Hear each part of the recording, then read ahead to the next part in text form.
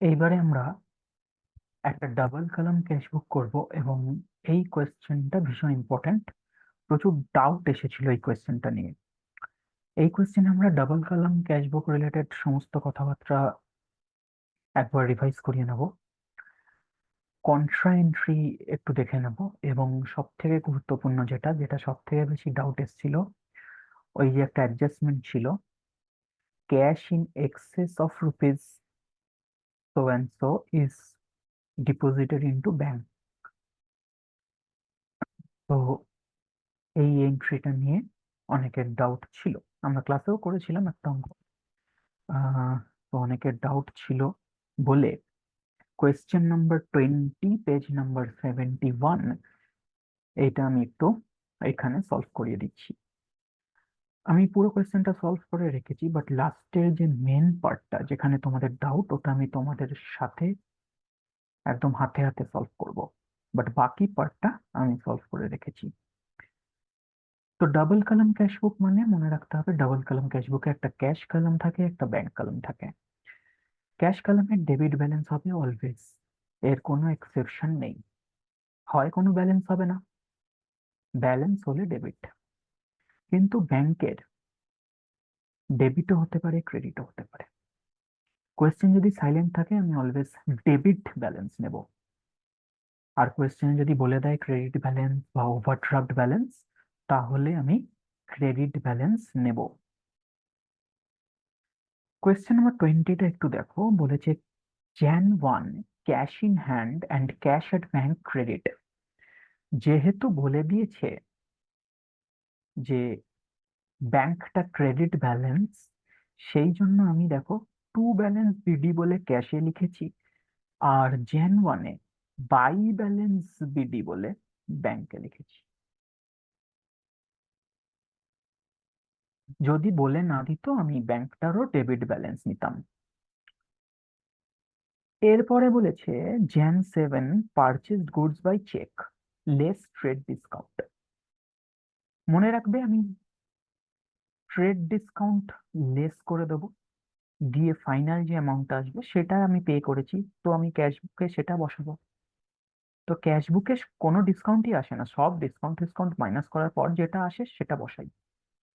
তো Jan 7 আমি বসিয়েছি কত দেখো, বাই পারচেস 9,000। এরপরে Jan 8 আছে receipt from T on account. On account মানে কিন্তু ব্যাংক অ্যাকাউন্ট নয়, receipt from T on account মানে রিসিপ্ট ফ্রম টি, সোজা কথা। তো ক্যাশে বসবে। তো Jan 8 আমি লিখেছি টু টি অ্যাকাউন্ট, ক্যাশে বসিয়েছি 25।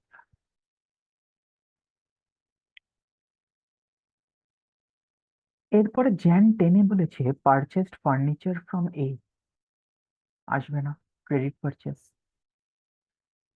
Jan 15 বলেছে ক্যাশ ডিপোজিটেড ইনটু ব্যাংক 50,000, এইটা হবে কন্ট্রা এন্ট্রি। কন্ট্রাতে যাতে ভুল না হয় সেজন্য কন্ট্রার পোস্টিং এর আমি একটা স্টাইল বলেছি। কি সেই স্টাইল, আসো একটু দেখে নেওয়া যাক। তোমরা শুধুমাত্র আমার স্ক্রিনে হাইলাইটারটার দিকে নজর দেবে। আমি কোন জায়গাটা আগে হাইলাইট করছি সেই জায়গাটা, সেই সিকোয়েন্সে আমরা পোস্টিং করতে থাকবো, ক্লাসে দেখানো আছে, বাট একবার রিভাইজ করছি। সবার আগে আমি দুদিকে Jan 15 লিখে দেবো, এবং তারপরে কি করব, সবার আগে দুদিকে Jan 15 লিখে দেবো, স্টেপ নাম্বার 1। স্টেপ নাম্বার 2 হচ্ছে লেজার ফোলিও কলমে আমি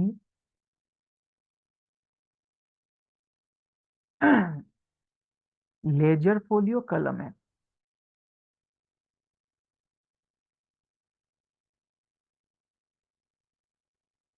লেজার ফোলিও কলমে আমি সি বসিয়ে দেবো।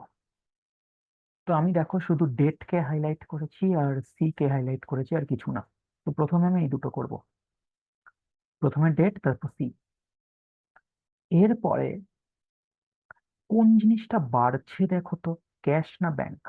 ক্যাশ যদি ব্যাংকে ডিপোজিট করো ব্যাংক ব্যালেন্স বাড়বে, আর ক্যাশ বুকে বাড়ছে মানে ডেবিট, আয়েগা সাইড হচ্ছে ডেবিট।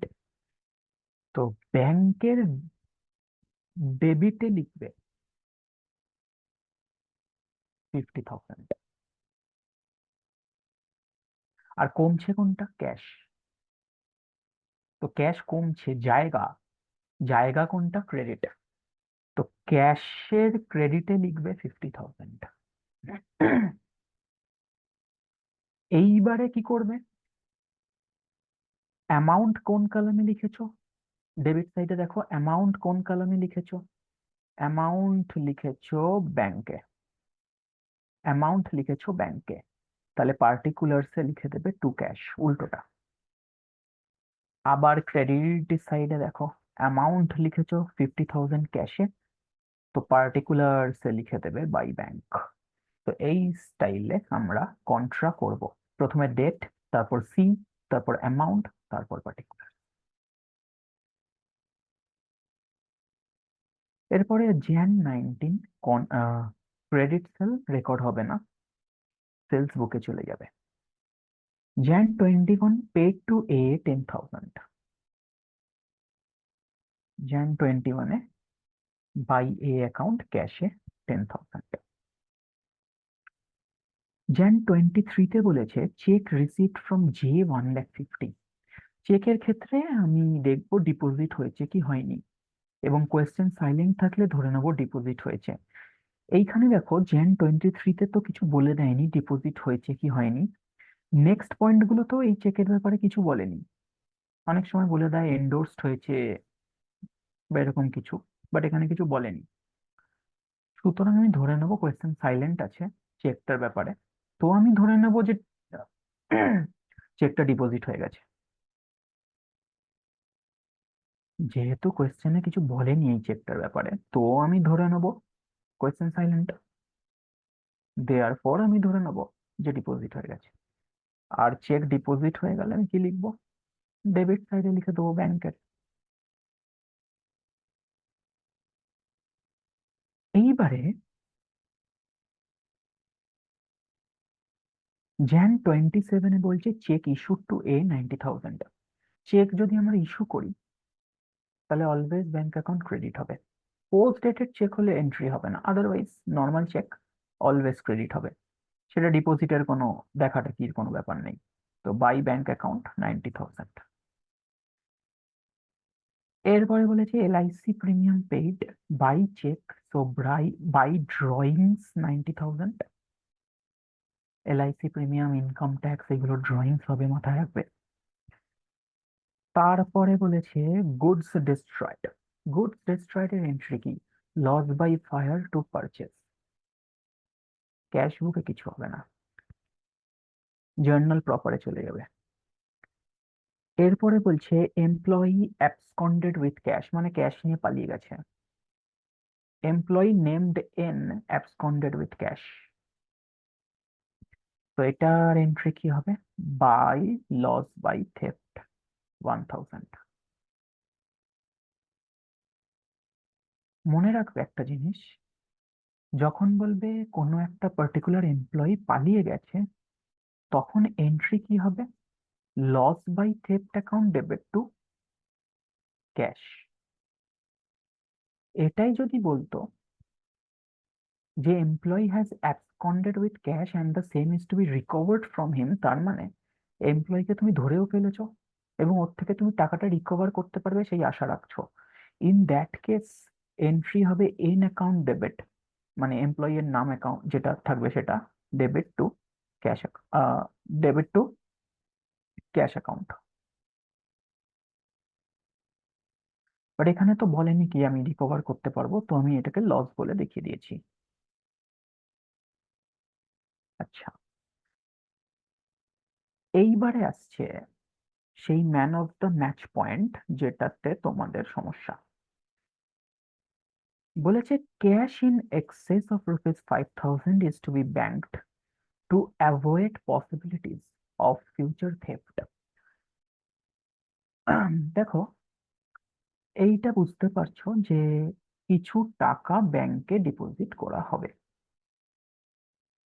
কত টাকা ডিপোজিট করা হবে বলেনি, বলেছে ₹5,000 আমি ক্যাশের ব্যালেন্স রেখে বাকিটা আমি ডিপোজিট করব। দেয়ারফর তোমরা নিশ্চয়ই এইটা বুঝতে পারছো যে এইখানে একটা কন্ট্রা এন্ট্রি হবে। জ্যান 21-এ, সরি জ্যান 31-এ একটা কন্ট্রা এন্ট্রি হবে। কি সেই contra entry? Cash deposited into ব্যাংকের কন্ট্রা। আর ক্যাশ যদি ব্যাংকে ডিপোজিট হয় তাহলে ব্যাংকের ডেবিটে লিখবো। তো কন্ট্রা এন্ট্রিটা কি হবে এই ক্ষেত্রে? ব্যাংকের ডেবিটে লিখবো। তাহলে পার্টিকুলার্সে হবে টু ক্যাশ।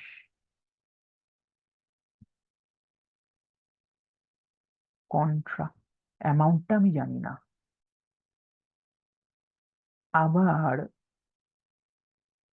ক্যাশ ব্যাংকে ডিপোজিট করছি মানে ক্যাশের ক্রেডিটে বসাবো অ্যামাউন্ট কলামে, আর পার্টিকুলার্সে লিখবো বাই ব্যাংক। অ্যামাউন্টটা কিন্তু আমি জানি না। আমি কিন্তু অ্যামাউন্টটা জানি না। আচ্ছা, একটা জিনিস দেখো, কোয়েশ্চেনে বলেছে cash in excess of rupees. Cash in excess of rupees 5,000 is banked. তার মানে কি আমি কনক্লুশন ড্র করতে পারি যে জ্যান 31-এ after depositing the required amount of cash into bank আমার ফাইনাল ব্যালেন্স থাকবে ক্যাশের 5,000। বাই ব্যালেন্স সিডি কত হবে? ক্যাশে 5,000। এইটাকে আমি কনক্লুশন ড্র করতে পারি? একদমই পারি। এইবারে একটু ক্যাশ অ্যাকাউন্টটা ভালো করে দেখো তো। এইবারে যদি আমি ক্যাশ অ্যাকাউন্টটাকে ব্যালেন্স,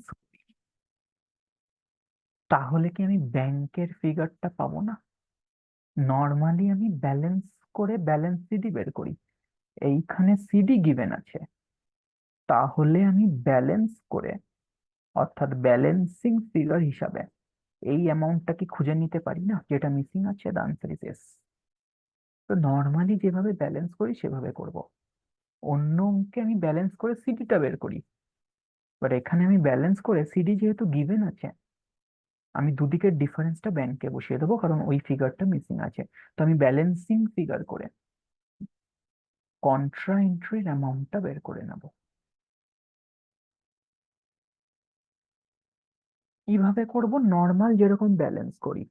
দেখো, ক্যাশের ডেবিট সাইডে আসছে 1,25,000 এবং ক্যাশের ডেবিট অলওয়েজ বড় হবে। তো বড় টোটালটা আমি দুদিকে বসিয়ে দিলাম।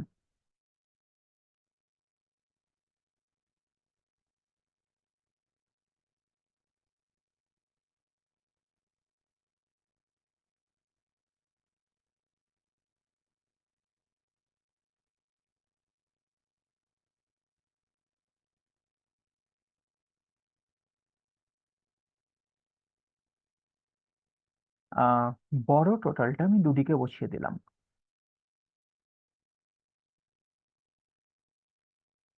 1,25,000।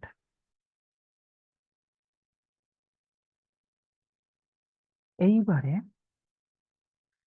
ডেবিটে তো 1,20,000, ক্রেডিটে কি 1,20,000 আসছে? The answer is no. ক্রেডিটে কত আসছে দেখো তো। ক্রেডিটে আসছে 50 plus 10 plus 1 plus 5,000 balance CD, that is 66,000। তাহলে ক্রেডিটে কত কম আসছে? 66,000 কে যদি আমি 1,25,000 থেকে মাইনাস করি তাহলে আসছে 59,000। তার মানে এই যে মিসিং ফিগারটা আছে দিস ইজ 59,000। এইটা 59 না হলে ব্যালেন্স 5,000 আসবে না। তো আমি ব্যালেন্সিং ফিগার করে মিসিং ফিগারটা বের করলাম। এবং যেহেতু এটা কন্ট্রা এন্ট্রি, এখানে যেরকম ক্যাশের নিচে 59 বসলো, এই সাইডে ব্যাংকের নিচে বসে যাবে 59। এইবারে তোমরা ব্যাংক অ্যাকাউন্টটাকে ব্যালেন্স করবে। মাথায় রাখবে ব্যাংকের ব্যালেন্স যে কোনো দিকে আসতে পারে। তো এখানে আমরা ব্যাংককে ব্যালেন্স করে নিই। ব্যাংকের ডেবিট সাইডে আসছে 1,50,000 প্লাস 2,59,000। আমি আগেই বসিয়ে দেবো না, কারণ ব্যাংকের ক্রেডিট সাইডটাও বড় হতে পারে, ব্যাংকের যে কোনো একটা ব্যালেন্স হতে পারে, ডেবিট ক্রেডিট তো আমি দেখে নেবো। 35 প্লাস 9 প্লাস 180। ক্রেডিট সাইডটা আসছে 2,24,000 আর ডেবিট সাইডটা আসছে 2,59,000। তাহলে ডেবিট ব্যালেন্স, ডেবিট সাইডটা বড়।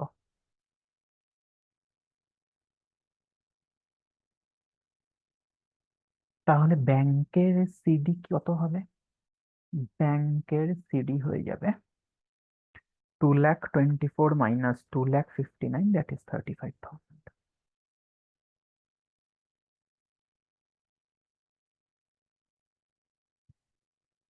তো এখানে ক্যাশের সিডিটা গিভেন ছিল,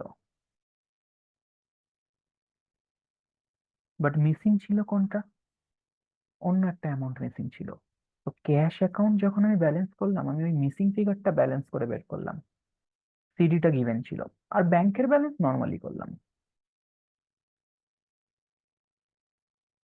আশা করি ক্যাশ বুক নিয়ে আর কোনো ডাউট নেই। Thank you.